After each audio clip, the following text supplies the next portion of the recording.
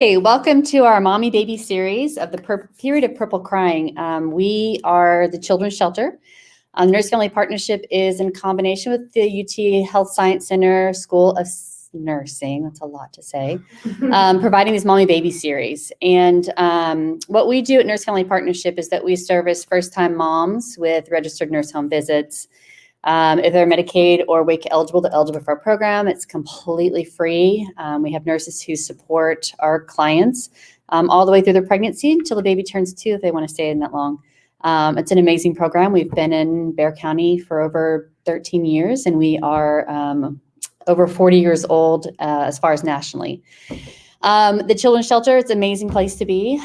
We have different services here as well, but we are going to go ahead and get started with the purple crying period. I hope that you guys enjoy because these students have worked very hard, and we are just so glad that you guys have tuned in to join us. All right. Let me get our first student.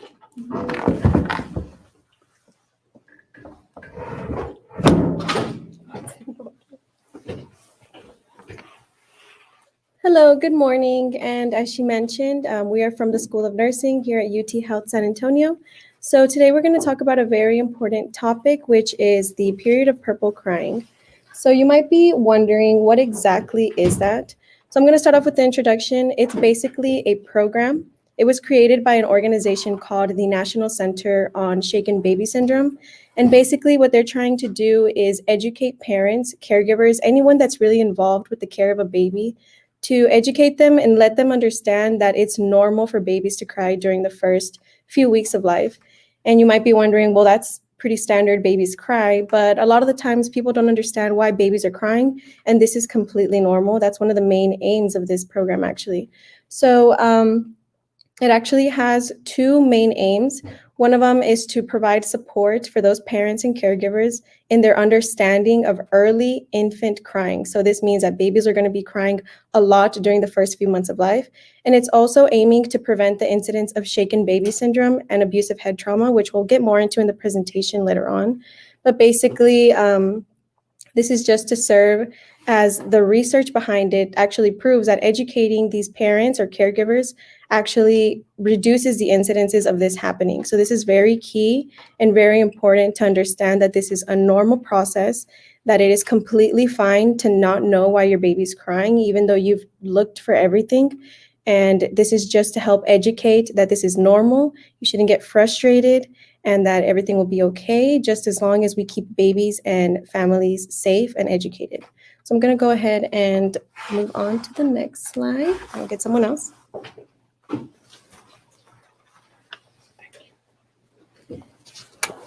Good morning, y'all. So I'm Katie, and this next slide is just a little brief overview of what this whole program includes, in additional to some resources that you'll see. The www.don'tshake.org is a site that has some good resources. It has a PDF that includes frequently asked questions. So maybe, after this presentation is over, you still have some things that, are lingering in your mind, or you think it wasn't covered well, or that maybe just questions you think of later on. And, this presentation, there's nobody here to answer them physically. This website has a couple different questions that other parents or caregivers in the past have asked. So it is a link in one of the resources on the don'tshake.org, as well as the slide previously actually has this link. Another link is called www.purplecrying.info, which I can type in the chat, actually. That link has a lot of further breakdown into the categories that we go over today. So yes, while in the future you can watch this video back, these links provide something where you can take your time and reread over it, or something you can print out and take with you, or give, maybe to a family member that comes over to help you watch your child. So I'm going to go ahead and type that there, but it'd also be on, the slide before.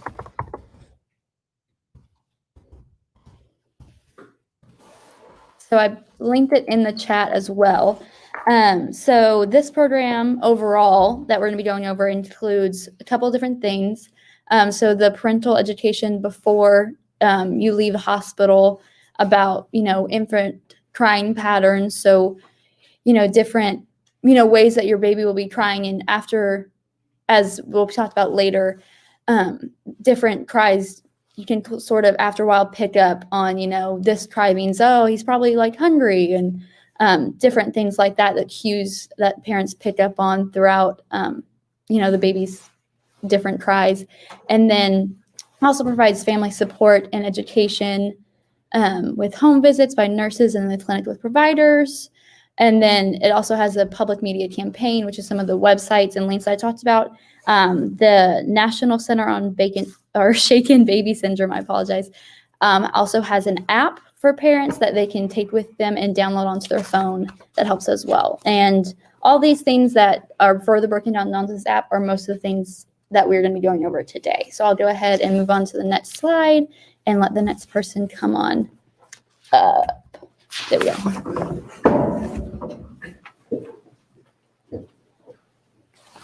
Hello, everyone. My name is Taz. I'm just going to be talking about the program. So, and the process that they go through, and it's a three-way approach that it aims to educate the adults on the normality of crying in the first few months of life. So, the first approach is parental education. So, before the parents are discharged or to go home, we want to make sure that they are aware of the crying patterns, the coping strategies, and the hazard of shaking.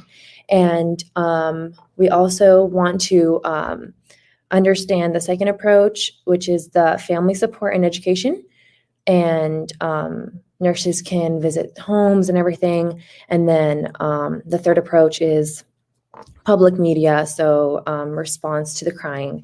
And then now I'm going to go into describing what the acronym stands for. So it's healthy for infants to experience between this acronym between the 2 to 4 months of life. And so the first P in Purple Cry stands for peak of cry. So peak of cry, they might cry more each week, and they will mostly cry within the first 2 months of their life, and then it will gradually decrease between ages 3 to 5 months of life. And then U is unexpected, so it's just unexpected cries. They're crying and you don't know why. And then R resists soothing, and so no matter what you do, there's nothing that's going to calm them down. And then P, pain-like face. So they're going to have a pain-like face, but they're not going to have any pain. And then L, long-lasting. So they might cry for 5 hours a day or even longer, and then evening and late afternoon. So that would be they either cry in the evening or in the afternoon. They might cry in the evening or in the afternoon. And now I'm going to go ahead and move on to the other slide that Faith will take over. There we go. All right, good morning. My name is Faith, and I'm going to be talking to you guys about some coping strategies that you as a parent can use to deal with this period of crying, because I know it can be hard to cope with sometimes when you're tired mom, tired dad, and all you want to do is be sleeping and get some sleep, and your baby just won't stop crying. So first thing is, just like anyone, just like you and me, when we're upset, there's usually a reason for that. So the first thing you can do as a parent is respond to their cry by maybe checking why they might be upset. So number one would probably be hunger. So you might want to try giving the baby a bottle, or try giving them your breast so that they can feed for a little while. If that's not the case for why they're crying and they seem to keep going, then you would maybe check for their diaper to see if it's wet or soiled. That can be very uncomfortable and cause them to keep crying as well. It could also be that there is they could be really cold or hot. Babies' temperatures are very they're very sensitive. They're not able to regulate very well. And so if you dress them with too many layers, they're going to get hot very easily. And same with if you don't dress them enough, they're going to get very cold. And that would be a reason for them to feel discomfort and be crying. It could also be that there's some blankets around that could cause them to be itching, they're rubbing against it. That could also be it. And you would want to check for any other comfort concerns that might be causing them to cry. So I'm going to go on to the next slide. And what if you try checking for all of these main things and they're still crying? Don't panic. The last thing you want to do is become frustrated and end up, like we'll talk about later, harming your baby. So if those couple things aren't working, your baby might just want to be held. So maybe you can pick up your baby and rock them for a while. It also could be that your baby has an air bubble. And as we know, because we've probably all had air bubbles before, they're very uncomfortable. And so if your baby does have one, you might want to burp them and try to get that dislodged so that they're not feeling the pain from that. It also could be that your baby would enjoy going on a ride in the car or in a stroller. I know when I was a kid, my parents would take me just like on a short drive around the neighborhood, and that would tend to calm me down. There's something about the movement that seems to really work with and be effective in babies. Babies do also really like white noise. So it could be like a dryer or something like an untuned radio that is having a consistent noise. They really, really like that. And I've actually heard some people say that shushing, so if you go shh, shh, shh, that can actually be really, really comforting to your baby and calm them down, and they might fall right to sleep. You can also try swaddling them, bathing or massaging them. That can also be some ways to comfort them and stop their crying. And if it is still not working, do not get discouraged. Like I said, the last thing we want is for you to become frustrated and end up doing actually more harm than good to your baby. So if that does come to that case and they're still crying, take a break. It's okay to lay your baby down for maybe 5 to 10 minutes, leave the room. And this is assuming that there's nothing physically wrong with your baby that you would need to call the doctor. You can take a break, lay them down, go in the other room, collect your thoughts, take a deep breath, so that when you come back, you can reassess the situation without being frustrated too much. Now we're going to go ahead and move on to the next slide with Loretta.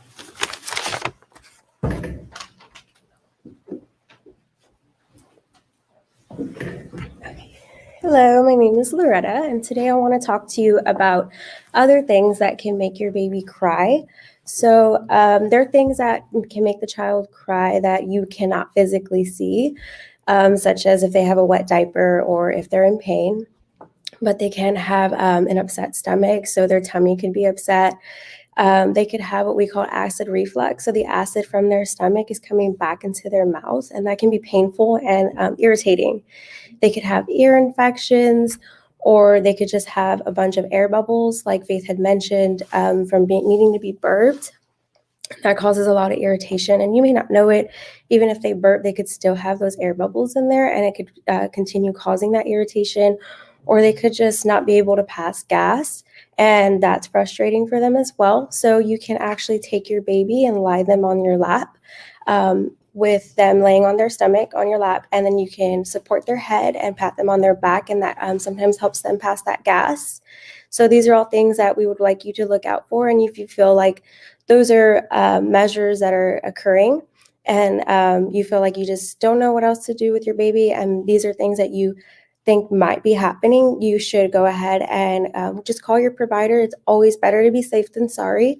So getting in contact with your provider and letting them know that you've tried all of these things to help your baby stop crying and nothing's working. And so you're kind of afraid maybe my child has an ear infection, or they're not being able to let those air bubbles go, or they just have an upset stomach. So these are also things that we just wanted to discuss so you know.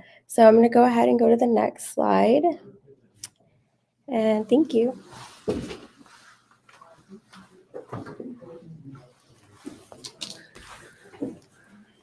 Hi, y'all. My name is Melissa.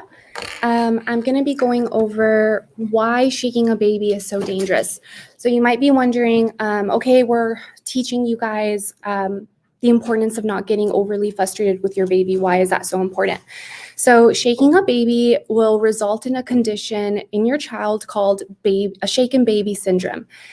Shaken baby syndrome is a form of abusive head trauma. This means there's been an injury to the infant's brain.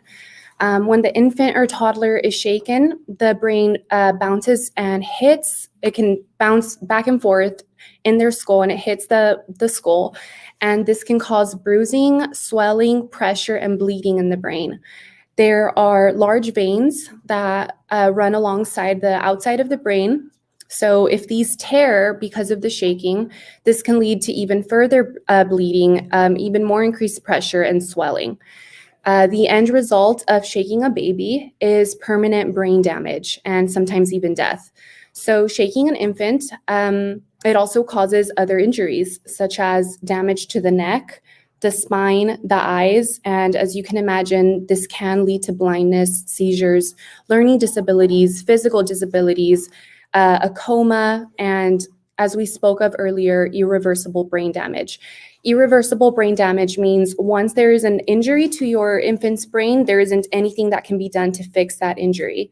So we want to prevent shaking the baby, no shaking your baby.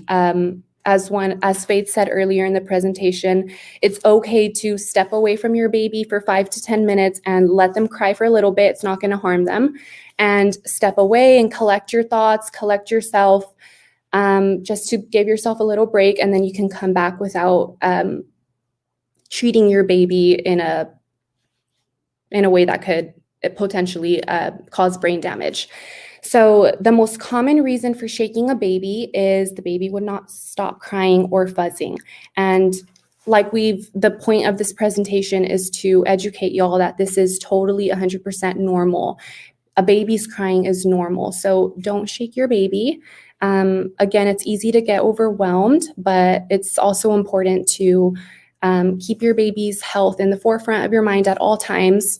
And I'm going to show you the next slide, which is going to demonstrate to y'all what happens when when you're shaking your baby. So as you can see on the photo, the front and the back of their brain is going to basically slap around the inside of the skull. And this is the worst thing that you can do to a baby in the first 2 to 4 months of their lives ever, actually. But again, 2 to 4 months is when they would cry the most. So yes, we are going to go over to the next slide and to the next person.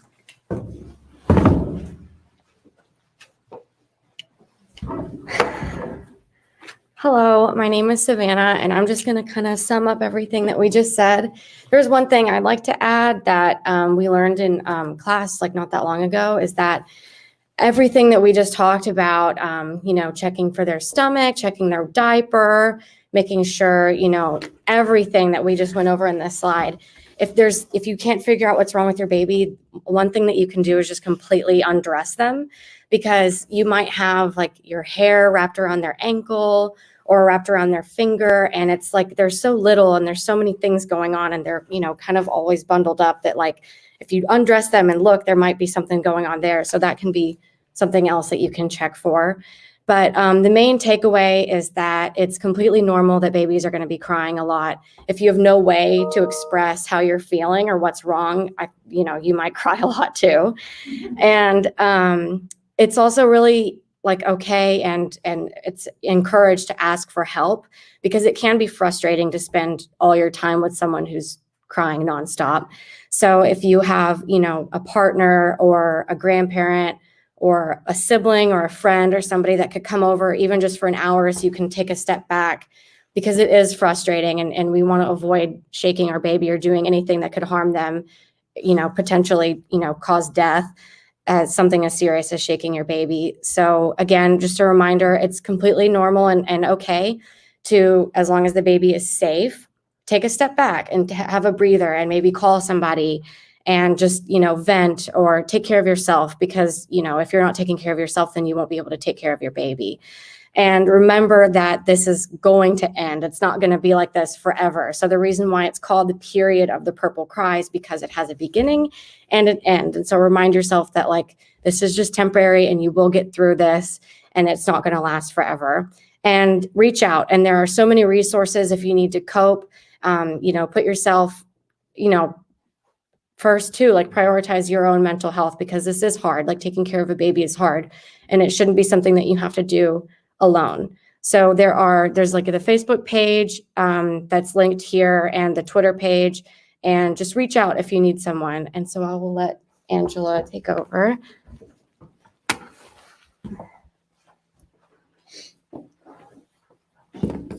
Hi, thank you all so much for joining in, and thank you, nursing students. You did an amazing job preventing purple crying period. It's a very difficult time for new moms, regardless of whether it's your first baby, second, or third. That period always is the most difficult, and we want you to know that there's support out there for you. So I wanted to thank you guys. Next week, next Thursday at 11, we will have a Mommy Baby series again. It's going to be on newborn bathing and cord care. That's really important because I even know with my first child when I brought her home 20 years ago.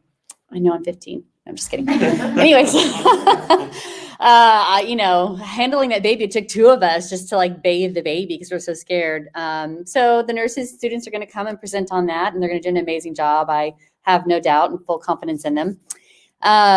We wanted to let you know that if you guys have any questions about what we're doing here with Nurse Family Partnership, with the nursing students, or any services that we provide here at the Children's Shelter, such as parenting classes, counseling, if you're looking to foster or to adopt, we're definitely a great agency with multi wraparound services here in San Antonio. Thank you all again so much, and I hope you guys have a very blessed day. #LambFam.